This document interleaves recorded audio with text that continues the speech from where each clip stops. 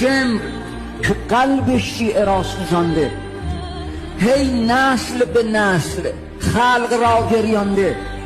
در مورد او مورخین میگویند یک عمر نماز مستحبی خوانده. شمر لعین که راه را کج میرفت، از روی هوا و از سر لج میرفت، در سابقه اش جهاد و جانبازی داشت، با پای پیاده دائما حج میرفت. این شمر که پای و پایه اش لنگیده، از حرص بهشت کله اش هنگیده، در لشکر حضرت علی در صفین ضد پدر یزید می جنگیده. یه زهد و خوی ایمانی داشت، تأکید عمیق بر مسلمانی داشت.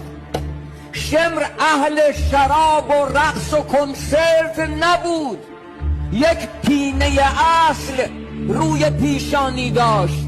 خدایا ما را عاقبت به خیر بگردان.